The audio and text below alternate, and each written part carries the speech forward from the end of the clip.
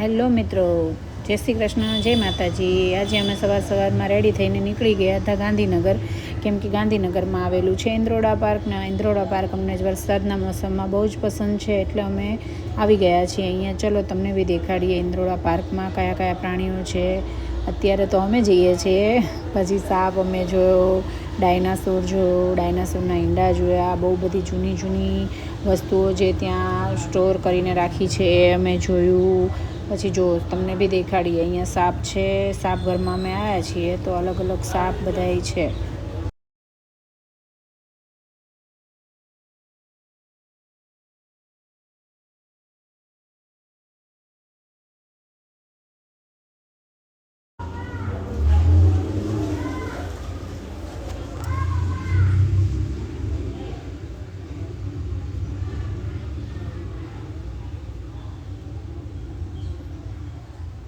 તો આપણે હવે નીકળી ગયા હતા સાપઘરમાંથી. હવે આપણે આ જોવા આવ્યા છીએ વાઘ.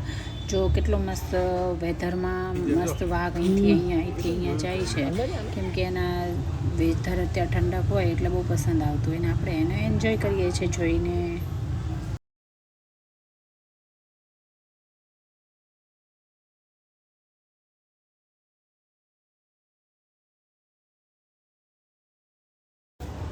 પછી તો થોડીક વાર આપણે બી અહીંયા ઊભા રહ્યા અને જોતા રહ્યા ટાઈગરને કે શું કરે છે, કેમ કે આપણને જંગલનું વેધર બહુ જ ગમે છે.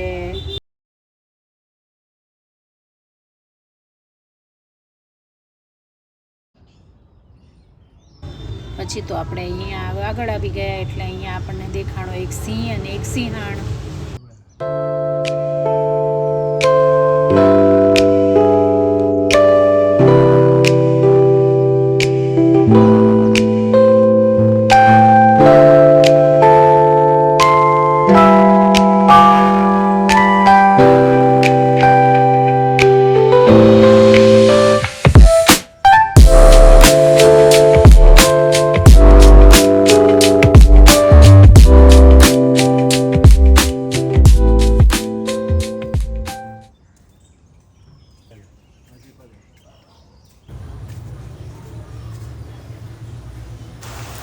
પછી તો અમે 5-10 મિનિટ ઊભા રહ્યા, પણ એટલા વારમાં તો આવી ગયો વરસાદ.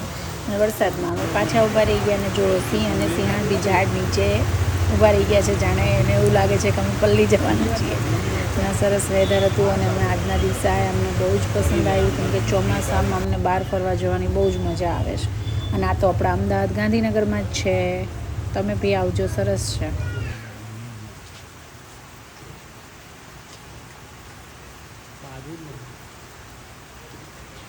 થઈ જાય છે બાજે ભૂકે છે ને ફસે છે, સોરી ગર્જના કરે છે.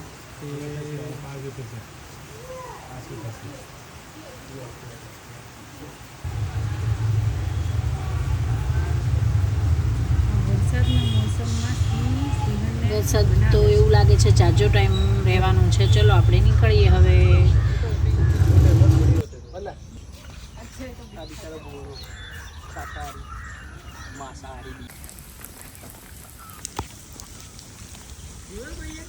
તો થોડીક વાર માટે વરસાદ બંધ રહ્યો છે, તો આપણે ફટાફટ જઈને આપણે કારમાં બેસી ગયા અને પાછો વરસાદ થોડો ચાલુ થઈ ગયો. તો તમને આ મારો વિડીયો કેવો લાગ્યો એ કમેન્ટ કરજો.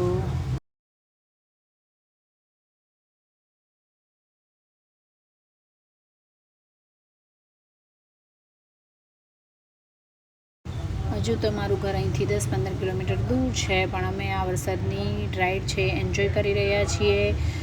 તમે પણ જાઓ છો વરસાદમાં, તો તમને કેવું લાગે છે વરસાદમાં ફરવાનું કે લોંગ ડ્રાઈવ?